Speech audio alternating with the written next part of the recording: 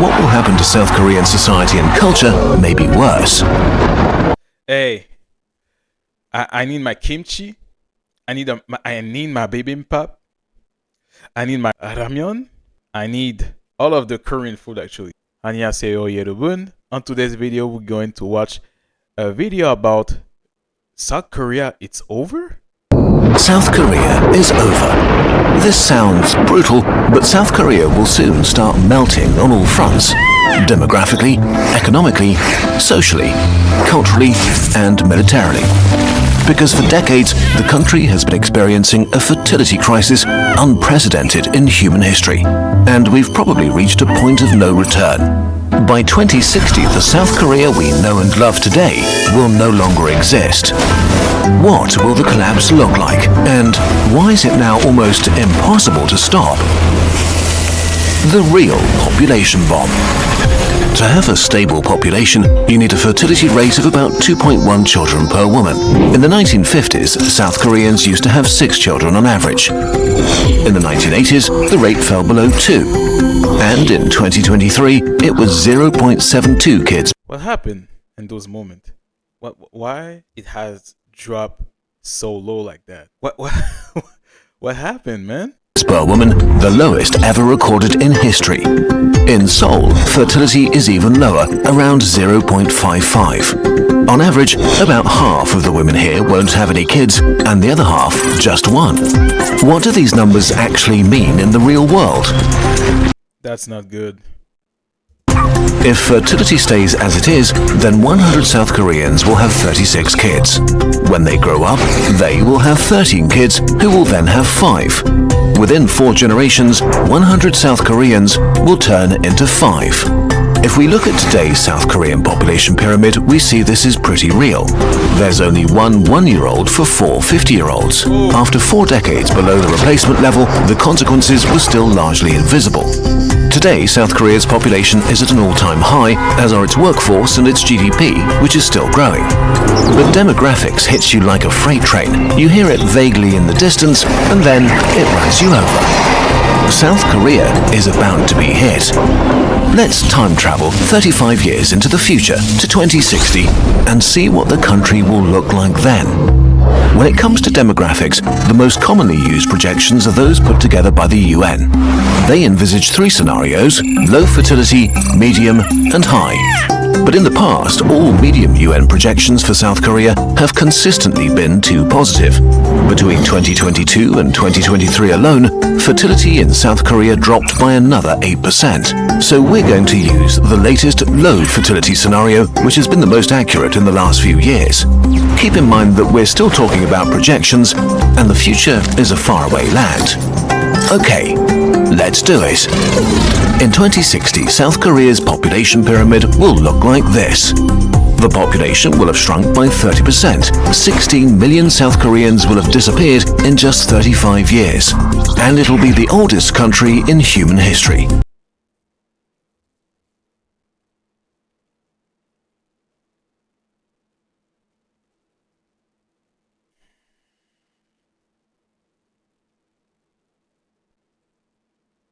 Wow. 1 in 2 South Koreans will be over the age of 65. Less than 1 in 10 will be under 25. And only 1 in 100 will be small children. Imagine waking up in a country where the streets are strangely quiet with no children playing on them. Entire cities have been abandoned. Half of the population is elderly and living either alone or in overcrowded retirement homes, with a minority of people desperately trying to keep society running. There will be a few major consequences. Economic collapse. In 2023, a breathtaking 40% of South Koreans over 65 live below the poverty line. But in 2060, this number may seem lovely in comparison. Today, South Korea has one of the largest pension funds in the world, worth about $730 billion. But it's projected to stop growing in the 2040s and be completely depleted by the 2050s. So in 2060, pensions will have to be paid by the working population. Estimates vary, but for a pension system to work, the minimum a society needs is between 2 to 3 workers per retiree paying for them with their taxes. But even if we assume that all South Koreans over 15 will be working in 2060, the country will have less than one worker per senior. Workers will be unable to stem the incredible costs. So not only will poverty among the elderly be common, but a big chunk will be forced to work. Except they may not be able to find jobs because by 2060, the South Korean economy may have collapsed. Broadly speaking, the size of an economy is linked to the size of its workforce. To have a big economy, you need a lot of workers to produce a lot of things and a lot more people to buy them. Today, South Korea has about 37 million people of working age, generating a GDP of about 1.7 trillion US dollars. But by 2060, its workforce would have shrunk to less than half, to They will also like have less young people in South Korea. That's actually crazy because there will be not a lot of them. Many South Korean. Actually, I heard that a lot of Korean women are more focused on their career than produce babies with with men. Actually, so the consequences will be like no more new generation of kids will result to that moment, right? So but we don't really know what will happen on that time on 2060, but anyway, we don't know how will be the future on that time. So but yeah, one thing that that I should mention is that they have to find a solution about something because there will be no more Korean culture. There's nothing that will be there, and they will actually there will be a lot of elder people, but not a lot of young people. about 17 million. Of course, technological progress means that productivity will be higher and each individual will probably produce more than today. But even if productivity keeps growing at the same rate or more than we've seen in the last decades, South Korea's GDP could peak in the 2040s. In other words, South Korea will enter a permanent economic recession. There are more optimistic projections that see the recession begin as late as 2050, but they're based on the medium UN demographic scenario, and there are no signs that we're heading there. Another factor in the economy is science, technology and innovation, areas in which big leaps are typically made by young adults and the middle-aged. Young people have fresh ideas that contribute to the wealth of society. Significantly fewer people working also means way less tax for the government, which will be trapped between a rock and a hard place. On the one hand, having to provide for half the population that are seniors, on the other, seeing its income diminish. It will be forced to shut down or cut essential services like hospitals or social benefits. Since infrastructure only works at scale, smaller communities may be abandoned as the country contracts into its metropolitan areas. And of course, there won't be enough money to invest in the future. This is bad. But what will happen to South Korean society and culture may be worse. Hey, I need my kimchi. I need my bibimbap. I need my ramyeon. I need all of the Korean food actually. So if there's no population in South Korea, which means there will not be any food that I like anymore in South Korea. So for the Koreans, please populate more babies, okay? Because there will be no kimchi for me. There will be no bibimbap for me. I repeat, there will not be a single kimchi for me. There will not be a single bibimbap for me or other people who like the Korean food, the Korean culture. Societal and cultural collapse. Speculating on how societies will develop is extra hard, but there are a few pretty unavoidable trends. Today, already about 20% of Koreans live alone. Also, 20% report having no close friends or relatives. By 2060, 50% of South Koreans aged 70 will have no siblings and 30% will have no children. That's crazy, which means that the elder will not be able to have grandchildren or something, and they will be alone actually. Oh, just imagine how it could be on that time. Hey. Young adults between 25 and 35 will only make up 5% of the population and typically have no siblings at all. This leaves the elderly with almost no close family and young adults with little family and few potential friends, especially outside of big cities. A loneliness epidemic of epic proportions is all but guaranteed. On top of human needs to communicate to each other. We cannot be all alone every time. Every human need to socialize with another human. Okay, this is the consequences that could be if any Koreans don't make children. But I know that these days everywhere in the world it's like people produce less children than before. South Korea is like the worst right now. So even more than Japan, if I look in the statistic. that, South Korean culture will probably experience a huge decline. In 2000, there were 17.5 million South Koreans between 25 and 45, and they made up 37% of the population. This was the generation that brought us K-pop, K-drama, K-food, and many other trends that spread around the world. In 2060, there will be just 5.6 million people in that age group, and they'll only be 16% of the population. Many cultural traditions are already struggling because the older generations are having trouble finding young people to pass them on to. As young people disappear, many traditions will die out. Without young people, the soul of South Korean culture will shrink and wither away. And on a personal level, what kind of experience will it be growing up in 2060?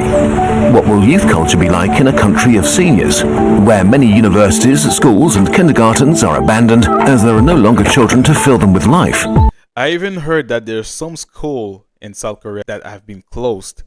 From what I heard, I never been to South Korea, but I know there's actually a YouTuber that I talk with that live in South Korea since like 40 years. So I think he's mentioned in on his YouTube channel that some school have been closed because there was not enough of children to go to school. So you can already see the consequences of to refuse to have kids with another partner. So he already began.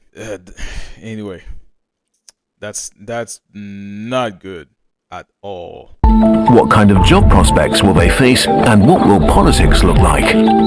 If young people don't want to remain alone, they'll concentrate in Seoul or a few other big cities, or worse for South Korea, emigrate to other countries. Rural areas will decline, and most smaller cities will turn into ghost towns. We're already seeing this in Japan, which has almost 10 million abandoned houses in rural areas. Large parts of South Korea will simply vanish and be reclaimed by nature. Last but not least, South and North Korea are technically at war, and they could very well... I don't want to see that happening. I really don't. Please do, Koreans, please do something. All right. I love you guys. Your culture is very great. The food that you make is so good, and I don't want the culture to be disappeared, and actually the food itself. And also, I don't want the Korean food to disappear as well. Will still be in 2060. Will South Korea still be able to afford to have its young men do 18 months of mandatory military service? Today, 5% of men of combat age are enrolled in the military. In 2060, it would have to be 15% just to match today's numbers. Okay, wait, this is all a bit much. Is there no way back? Why, there really is no way back.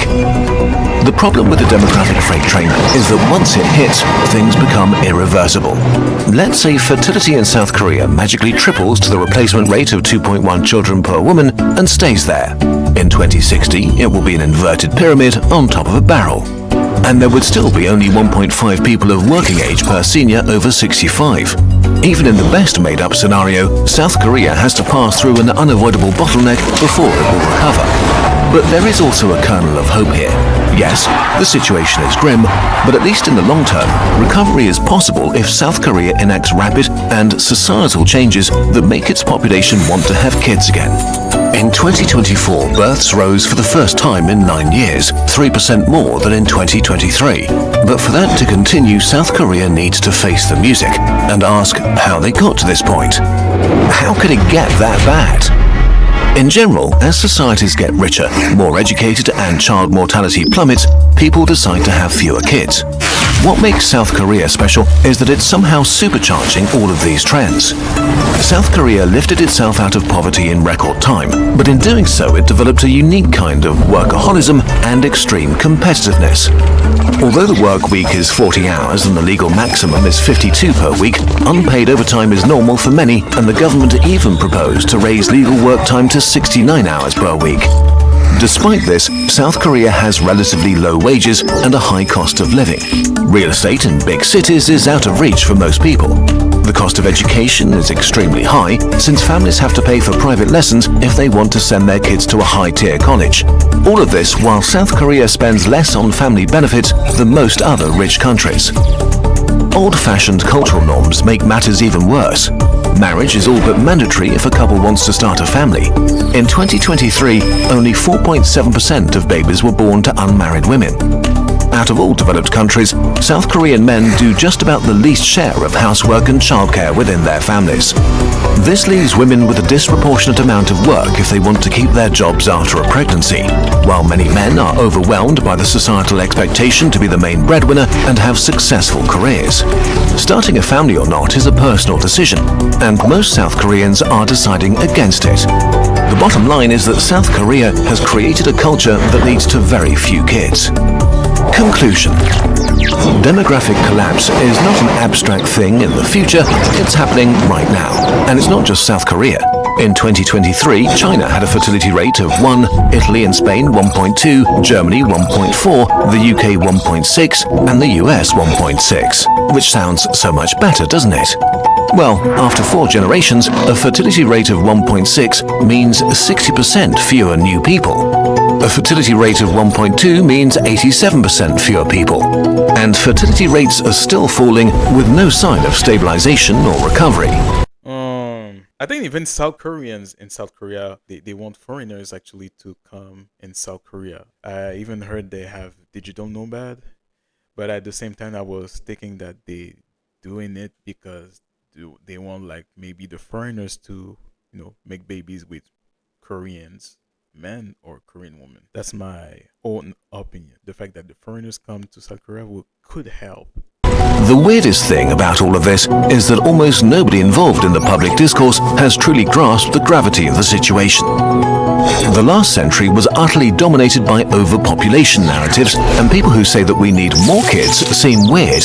And if you do the maths, the future just seems to be too insane to be true, like it's hard to believe. None of this has ever happened before. So, low birth rates are mostly discussed in the context of worker shortages, not as the existential threat to our societies, cultures, wealth, and our way of life that they are. If we don't take it seriously very soon and change the DNA of our modern societies in a way that encourages young people to start having children again, then the rest of the century will be pretty grim for those of us who will live through it. The demographic freight train stops for nobody. We finally need to realize that it's hurtling down the tracks right at us. Alright guys, that will be all for today's video. And yeah, the situation is pretty serious. So I will say the only solution would be to repopulate, like I said earlier in the video. Alright guys, so I will see you on the next video. Alright.